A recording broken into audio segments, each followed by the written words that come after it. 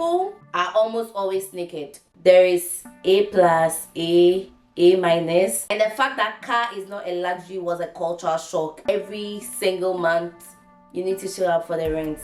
Whatever you feel about LGBTQ plus, keep it to yourself. Don't hide, like you can't do that. You pay to wash your things. If you are going for apartments, look for built-in washer and dryer. Welcome to the channel where education meets adventure and passions are transformed into lifelong persons. Excel with Emmy. Hi guys, welcome back to Excel with Emmy.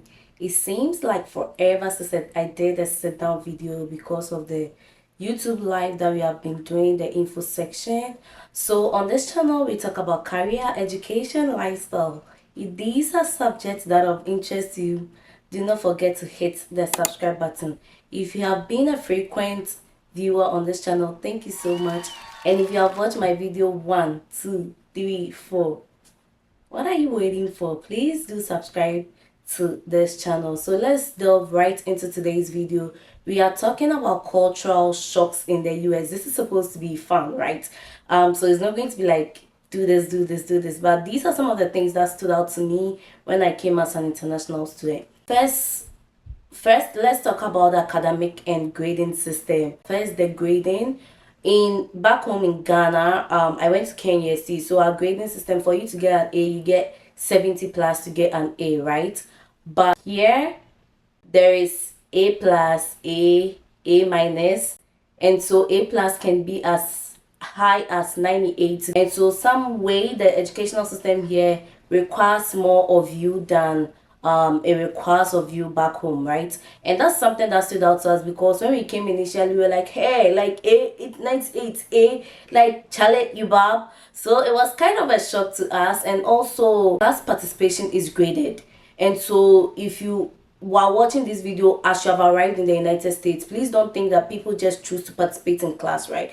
They are getting their grades for it. Every week you have assignments that is due on Canva. You are going to use Canva more often. Canvas or Canva? I've forgotten.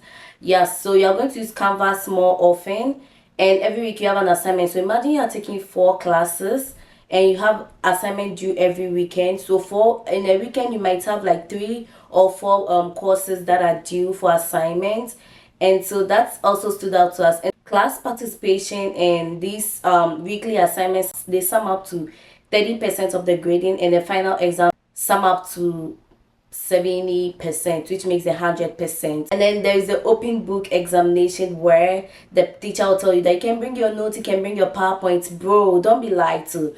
When you are under pressure to look in the notes, it even wastes more of your time. So this was a shock to us. As I've learned from my shocks, I don't want you to repeat it, right? The next thing is the accurate bar system. So back in Africa, back in Ghana, we do something like Ghana man time or African time. And so the bus system here is very accurate. As a student, I don't expect that you get a car right away after you have come here. And so you're going to rely more on the bus system, the train system. If they say the bus is arriving at 9:45, by the time you get there at 9:45, the bus is already taking off and they are not stopping for you to board the bus. There's nothing like, hey, stop, let me board the bus. No. And so you want to be mindful of that. There have been times where you get there like 9:48, when the bus is leaving at 9:48 and the doors are closed and you can't enter. So like Ghana man time doesn't work here, African time doesn't work here. You need to be very on time. Another shock, back home I wasn't paying rent. I was living on my parents in my parents' apartment, or when I go to school I'm in my hostel, right? And even hostel you pay it yearly back home, right? Here you pay rent monthly, whether you are working, whether you're a student. So that was a shock to us because in Ghana, if someone is renting, we call something called advance. I don't know for the other African countries, but I'm sure that is pretty much the same. And so you pay like 2 years in advance and that's it, and then you pay the next year. Here is paid monthly.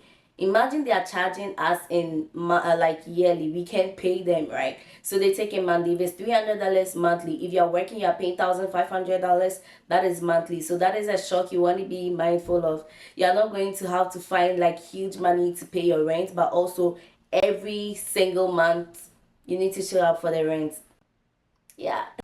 Now, come closer. Let's talk about their relationship with pets. They I don't know if I'm indifferent to it or I don't like it or I like it, but they love their pets so much. And back home you eat and you give the remaining of your food to the pets. Maybe where I was, right, maybe you guys are giving the best food to the pet, but this place the pets are like people's children. You can't treat them anywhere. If you're boarding an elevator and you're dog phobia or cat phobia, maybe you would have to wait because you're not about to treat the dog with hostility in the elevator, right? And then you meet someone and you compliment their dogs or their cats. It makes them so happy. Oh, she's so pretty, she's so calm, she's so nice. Bro, we are talking about a cat or a dog, so be mindful of that. Don't like hide, like you can't do that. Yeah, so that's something you have to take. If you are afraid, don't bother, don't interact with the animal. But if you are going to be as friendly as possible. If it is beautiful, yeah, tell it, oh, the dog is so pretty, I like how she looks. Some people dress up their dogs, so you're not about to treat them anyhow. This is more like a positive shot because if you are working back home, it's more monthly basis, so salary. But here, depending on which state or which institution you are working with, you are paid either weekly or bi-weekly, and so you get to pay every week. You are not supposed to ask them, you are not going to ask your employer for the money, oh. It comes even before the time is up, oh. So a very positive, positive shock. Like, it just comes. There is no stress. Once you've showed up for the work, your money is going to come. But somewhere we know, like, it takes 6 months for NSS allowance to come in 2 months. Like, they pay you 2 months after 6 months. Like, it's not done here. So that's a positive shock. Also, if you were used to using Uber back home, I think that most of them come and they call you, hey, I'm here. Or it's kind of implied that when they come, they should call you, right? Here it's not implied. If the person chooses to call you, that's fine. But once they say that your lift is here and you wait, after 5 minutes, the person leaves. And I think you are deducted a lateness fee or something. So you want to be mindful of that. And people randomly smile at you when they meet you. Like, I don't know you from anywhere, but they end up smiling with you. And so you just have to smile back, right? And then you don't expect a person to really like make a conversation because they are smiling with you. They just do it. Like, and you're like, they fake too much. No, that's just that's them being nice to you. So don't take that as faking or trying to be nice because you are black. No, they are just being nice by being that, right? Whether it's good or bad, I don't know, but I think once a person smiles at you, smile back. If they try to create a conversation, just interact back. I think that you shouldn't let the thought of how do we call it, the thought of discrimination make you unfriendly to these people. They are really friendly. If you visit someone, you wash your plates. It's like nobody has the time to like, oh, it's not say, oh, sit down, I'll wash it. If you visit someone, you try to wash it and they say it's fine, that's fine. But like, don't visit someone thinking the person is come to take your plate from the table, take it to the kitchen to clean it, like because you are the visitor. It doesn't happen that way. And talking about that, if you are going to visit someone, you can't just text me, hey, I'm coming over, unless I have that much rapport with you, right? You need to be like, hey, when can we meet up? Like, we need to schedule something that works for both of our schedules. You can't just show up at my place and you think that's okay, right? We need to talk about it. When am I available? When are you available? You might even go and the person is not there. Another important thing is the teacher-student relationship here is top-notch. Like, that was a major culture shock to me. The fact that students talk back at professors like no man's business. Like, stop being stupid. Yeah. And that the positive side is that professors organize office hours, so you are able to join their office hours, ask them questions about what they talked in class, ask for clarification. If you don't understand your grades, you have the opportunity to talk to them. If you send them an email, they are going to reply to you. That is one major shock to us. Like, it was to most of my colleagues, my cohort members. It was a very big shock, and you want to acclimatize yourself with it. Like it's not news, right? The professor is so nice. They give go as far as giving their phone numbers that you can reach out to them. But back home, when you send an email to a professor, it will take like forever. It might be at the end of the semester, once you have completed school, that's when they reply to you. Or even having a chance to speak to your professor after class is such a big deal. But this one, after class, some people stay for like 15 minutes, interact with the students. Some can be as casual conversations as what food did you take, what is your favorite food. So that kind of relationship exists. So I think that's also one positive cultural shocks. And mind you, cultural shocks do not need to be negative. It can be positive or negative, right?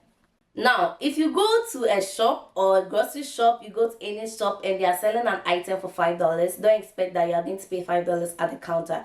And so we pay a lot of sales tax, we pay a lot of taxes on goods in general. If I'm buying something for $5, I might end up paying 10 or 5% of the amount of the item as taxes as well. And so depending on which state you are, this determines your taxes. So you want to be mindful that maybe you checked out something on online and it was $50 and you're going in store to buy it. You want to take excess money to make room for the prices, and it happens everywhere, every state. And talking about states, the US is so huge that there are time differences that exist in the US. Like when you hear the US back home, to me, I knew it was huge, but like to what extent? But it's very huge that you can transit flight distance 5 hours, 6 hours from one state to the other. And you can be in the US and be 3 hours time difference between you and your friends, your partners. So that in itself is also a shock to me, unless you were transiting to the US and coming back and you know all of these things already. This one,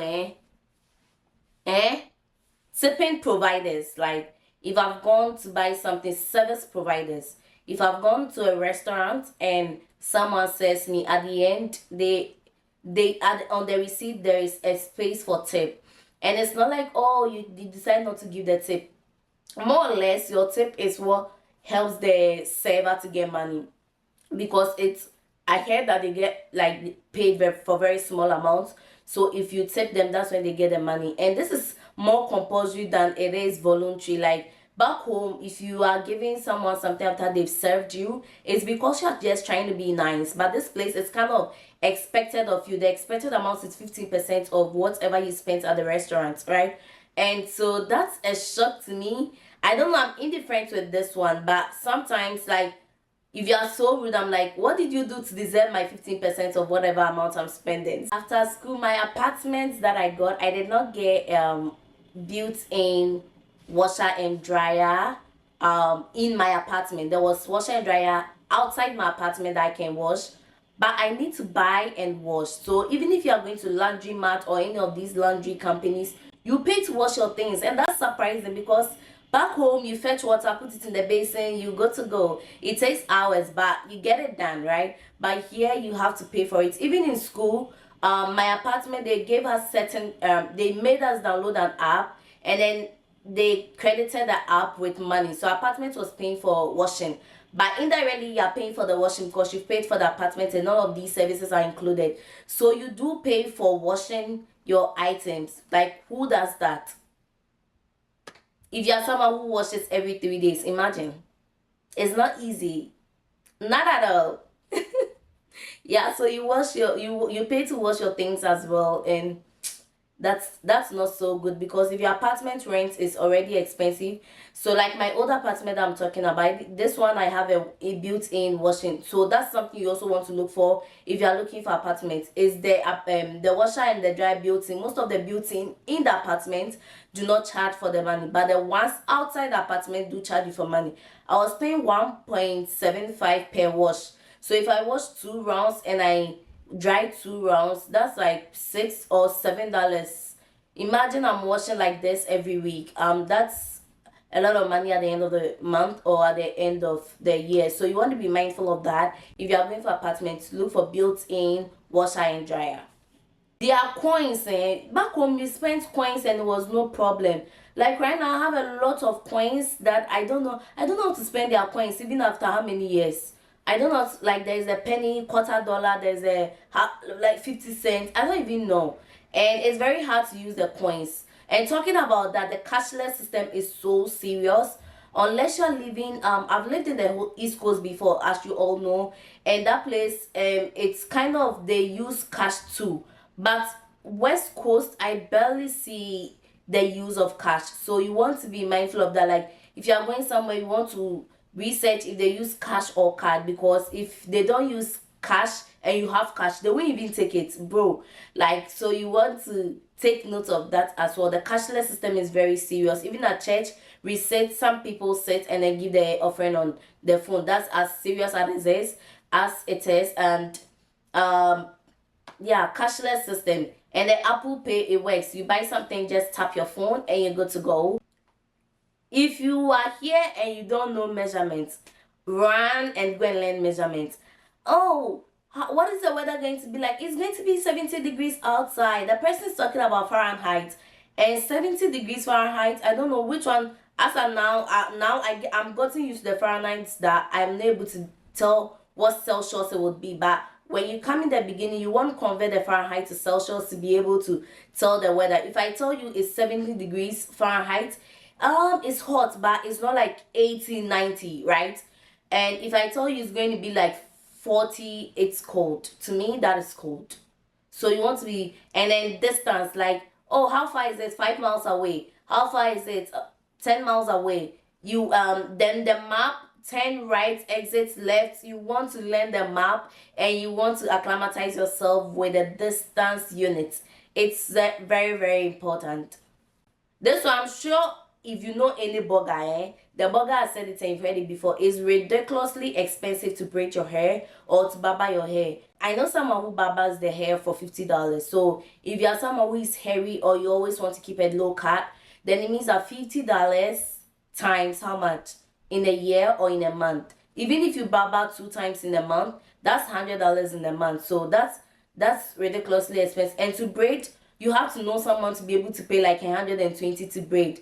200, they charge as high as $1,500 to braid, and I'm not even kidding. So you tend to do a lot of do it yourself here. Like I try to do sometimes my cornrow, I try to do it myself. I try to fix press ons. You try to do your toenails yourself, because these services are ridiculously expensive. And until you come to terms that, okay, I'm paid like how much a month, and so I can make my nails for $100, you are not going to do it. So people are almost always naked. Almost always naked. When we go to this place, Arizona is super hot. So you see people in biker shorts. And if I say biker short, the one that ends right and right even above the thigh, to class, not even to the beach or whatever. People like live in sports where people live in like easy clothing, right? If you tell an African we are going to class, you might most likely see 2 or 3 Africans wearing long sleeve, wearing their jeans. No, it's not like that here. People wear biker shorts, people wear t-shirts, like it's very almost naked here. And if you don't take care, you might look at people or give them a stare that's like every time. And talking about dressing, back home in the universities, we have people saying handbags to class, people holding their books or putting it on their hand. It doesn't exist here. To me, it looks like everybody owns a backpack in the US. Like everybody has a school bag. If you are working on school campus, literally everybody owns a school bag. And it's because we do a lot. When you are going to campus, you do a lot of things in a day, right? So you want to pack your food, your books, your laptop, your iPad, everything in that bag. So you literally leave your maybe 8 hours on campus. You can't just take a handbag. Like that's a shock to me as well. Self-service system. There's the self-service system. If you go to shops like grocery shopping, Walmart, Winco, if you're not lucky, you would have to self-checkout. Don't think that they are not looking at you, so you are going to steal. Please, you are going to get in trouble. Filling stations, don't think you are not going to pay. You are going to get in trouble. They are selfless or they are self-service systems, but you need to be diligent and then make sure you are paying before. When we came at first, hey, are you not going to steal? Like that kind of thing is, are they not going to steal? Why are people checking out themselves? Like how accurate will people be? People are really accurate because that's the system. So that's also a shock. This one, let me add, relationship, like romantic relationship, friendships is not one-sided. Like if you are going out with a guy here, you are expected to maybe split the cost, and it's not because the guy is stingy. I watched one video about someone's culture shock. She's like, if I'm supposed to split with you, I'm not picking your calls again. And in my opinion, that's you being unrealistic, right? It's kind of a shock to most of us Africans, where if you are going out with a man, he has to pay for you or he has to foot the bills. You would have to pay for some yourself as well. So you want to be mindful of that as well. So it looks like there's a lot more culture shocks in the US that you can think of, like a lot of things that I may not be able to think of right now. So we are going to, this is where we enter this session. I'm sure that you picked a thing or two from these cultural shocks and you are going to correct them. Yes, so correct them. Make sure that you don't behave weirdly when you see them. Let me talk about this one as well. I don't know whatever you feel about LGBTQ plus, keep it to yourself. You're not about to spill how you feel about someone being gay or lesbian or transgender in their face. You are going to get in big trouble, and it's very serious, such that you have to control your face. You know, Africans, we speak a lot with our faces. When I started work, I had this colleague of mine, and we were having a conversation. He's gay, and he said, Emmy always look at me with this weird stuff, with this weird look. And I was like, oh my god, like to myself, right? So like you want to be mindful of that. I think you guys know where I'm arriving at. Yeah, so keep your whatever opinions you have about them to yourself. You can say it when you're in your room, but not publicly, because you never know.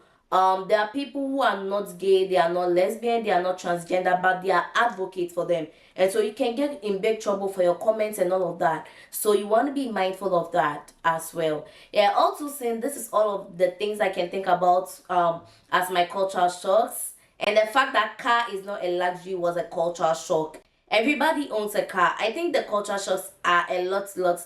If you enjoyed this video, please don't forget to hit the subscribe button, turn on notification for this channel. Let's cruise together. This is Excel with Emmy. Bye bye.